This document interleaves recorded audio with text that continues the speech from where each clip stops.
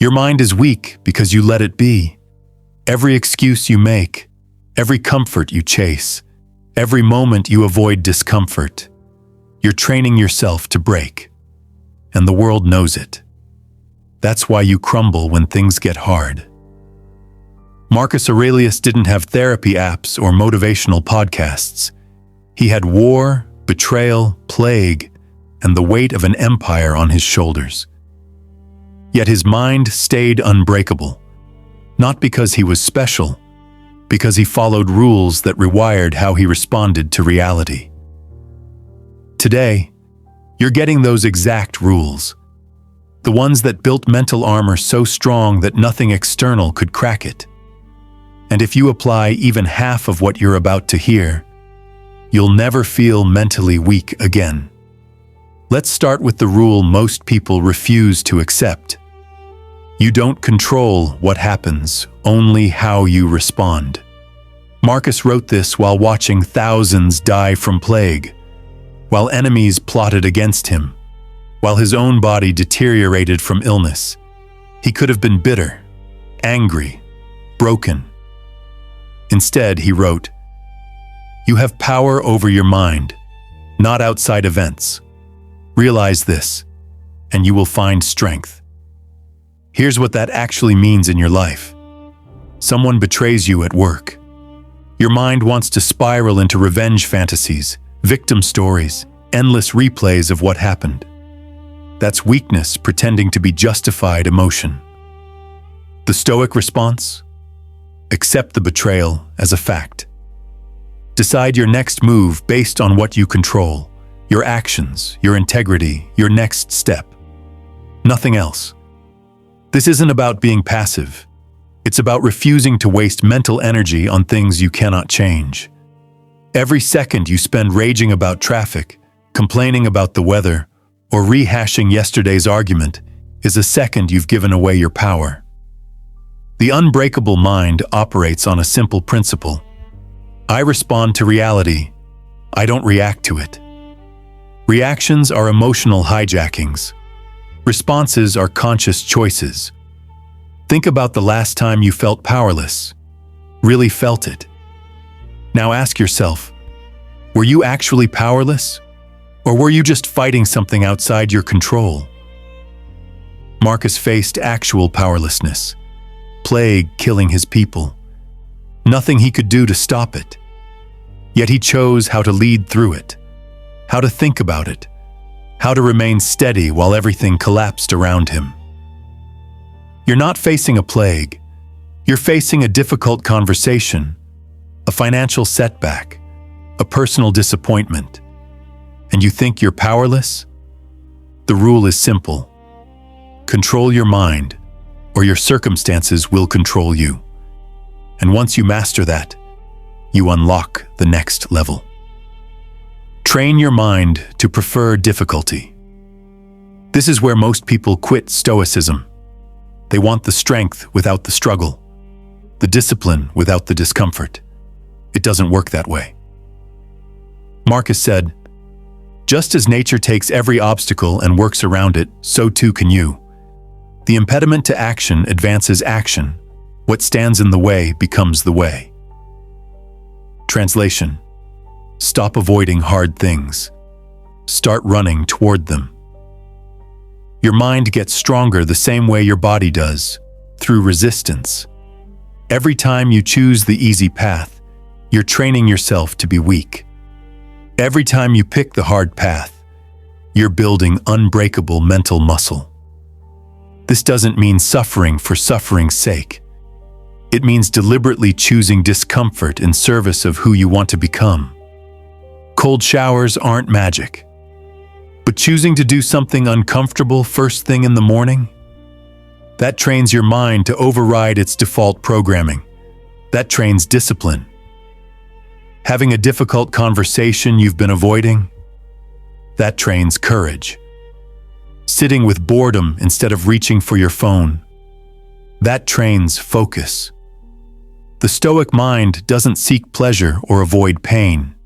It seeks what is right, what is necessary, what builds character. and it understands that difficulty is the price of development. Here's the truth nobody wants to hear. If your life is comfortable, your mind is getting weaker.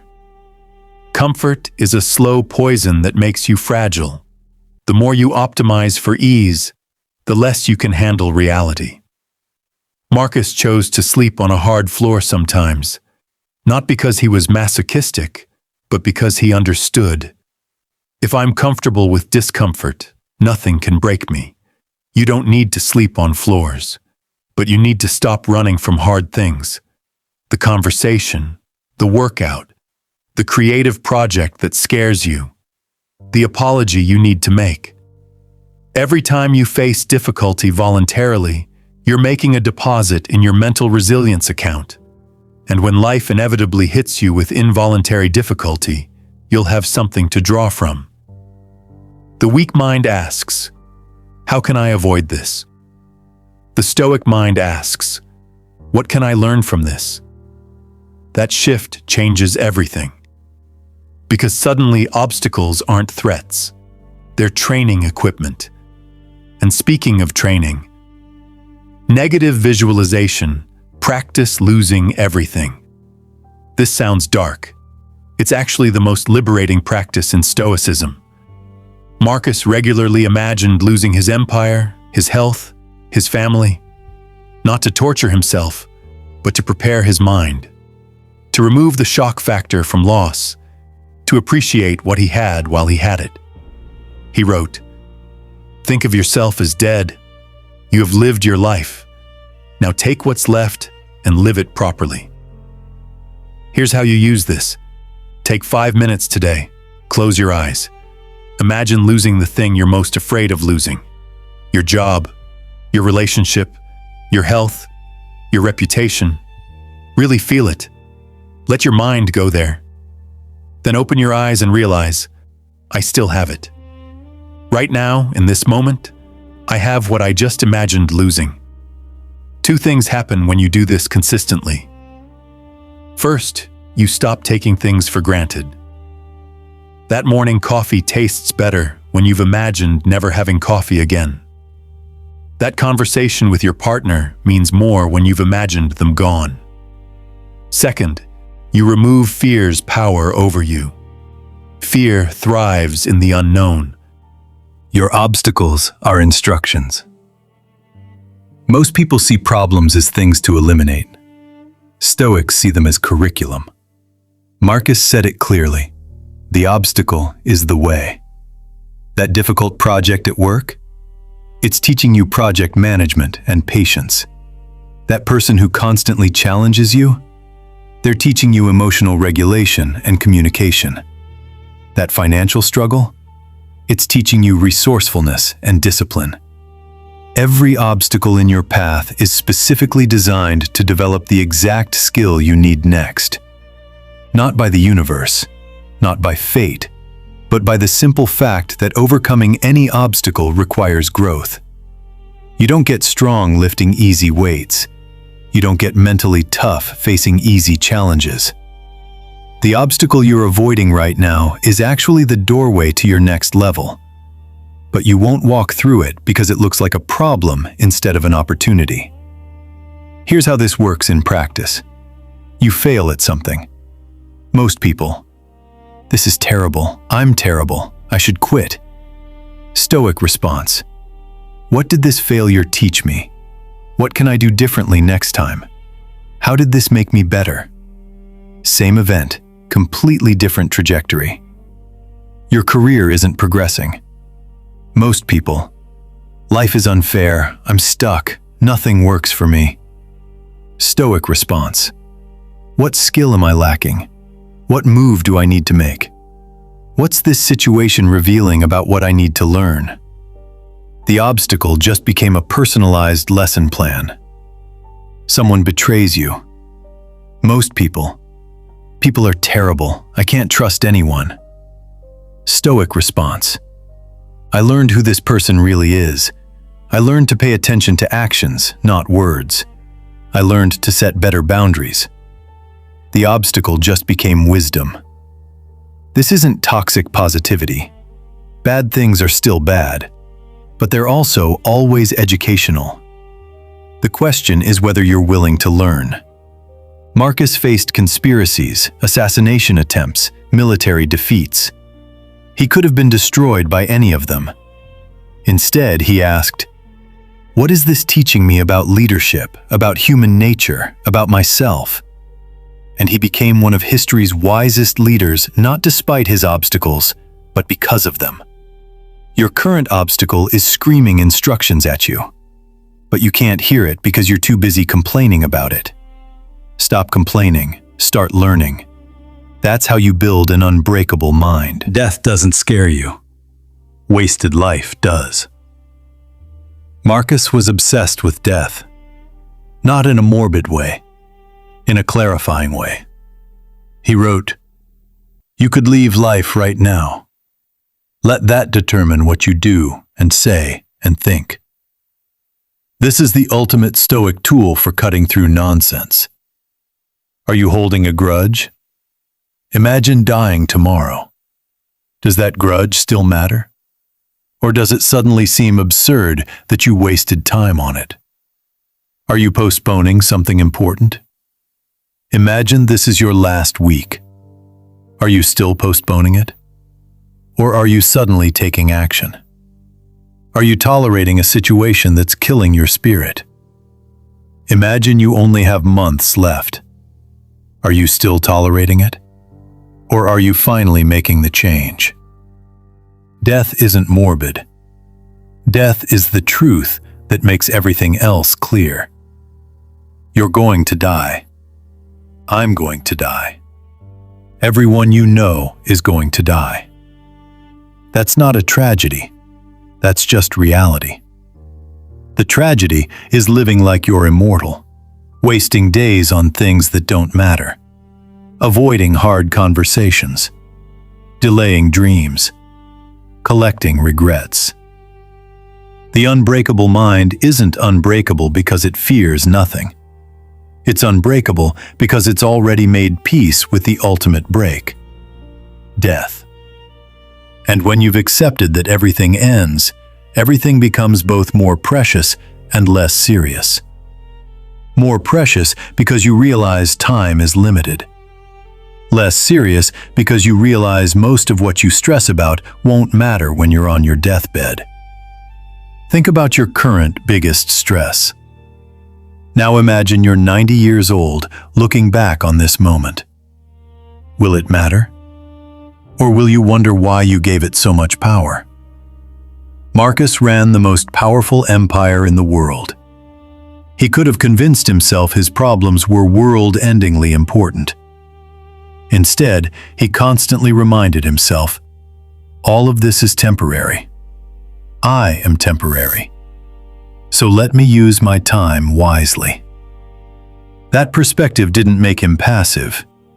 It made him focused. It made him purposeful. It made him strong. You have the same tool available. Use it. Every morning, remind yourself, I might not see tomorrow.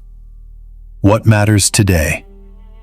That question cuts through all the nonsense, the petty dramas, the ego games, the time-wasting activities, and it points you toward what's actually important. The relationships, the work that matters, the person you want to become. Death isn't the enemy. Wasted life is. You are what you repeatedly do.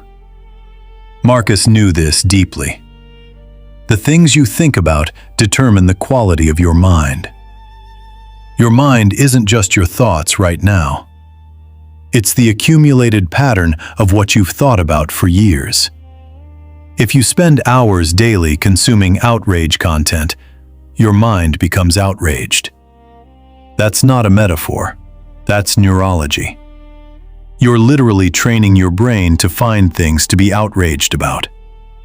If you spend hours daily in gratitude and reflection, your mind becomes calm and appreciative. Same mechanism, different direction. The unbreakable mind understands. I am building myself with every thought I entertain, every action I take, every habit I reinforce. Most people don't choose their thoughts. They let whatever's trending, whatever's dramatic, whatever's easiest occupy their mental space. Then they wonder why their mind is weak. You want an unbreakable mind? Control your inputs. What you read matters. What you watch matters. Who you spend time with matters. Not because these things are good or bad, but because they're programming you. Marcus read philosophy daily. Not for entertainment, for mental training. He was deliberately exposing his mind to ideas that made him stronger, wiser, more disciplined. What are you deliberately exposing your mind to? Or are you just consuming whatever the algorithm feeds you? Here's the practice. Audit your daily mental diet. What ideas are you feeding your mind? What habits are you reinforcing? What version of yourself are you building? Then ask, is this building the mind I want to have? If not, change it. Today. Not tomorrow. Today. Because every day you delay is another day you're building a mind you don't actually want. The good news? You can start rebuilding right now. One thought at a time. One choice at a time. One action at a time. The Stoic mind isn't born strong. It's built strong. Through repetition. Through discipline. Through conscious choice about what gets attention and what gets ignored. You're already building your mind. The question is, are you building it on purpose or by accident? The final truth. Marcus Aurelius died at 58, probably from plague, possibly from poison. His life wasn't long, and it wasn't easy. But his mind never broke. Not through war, not through betrayal, not through loss, not through pain. Because he followed these rules, every day, without exception. You don't need to be an emperor to have an unbreakable mind. You just need to decide that your mental strength matters more than your momentary comfort. You just need to practice responding instead of reacting. You just need to run toward difficulty instead of away from it. You just need to prepare for loss so it can't shatter you. You just need to separate facts from judgments. You just need to see obstacles as instructions. You just need to live like death is real. You just need to build yourself deliberately instead of accidentally. That's it. That's the whole system. Simple? Yes. Easy? Absolutely not. But nothing worth having is easy, and an unbreakable mind is worth everything. Because when your mind is unbreakable, nothing can touch you. Not circumstances, not other people, not even your own worst impulses. You become unstoppable. Not because nothing can stop you, but because you've decided that nothing will define you except your response to it. That's the gift Marcus left us. Not theories, not philosophies, actual rules that actually work. Now you have them. The question is, will you use them? If this helped you see your mind differently, if you're ready to build that Stoic strength, subscribe for more lessons like this one. Because we're just getting started with the ancient wisdom that actually changes lives. And share your thoughts in the comments. What rule hit hardest? Which one are you starting with today? I read them, every single one.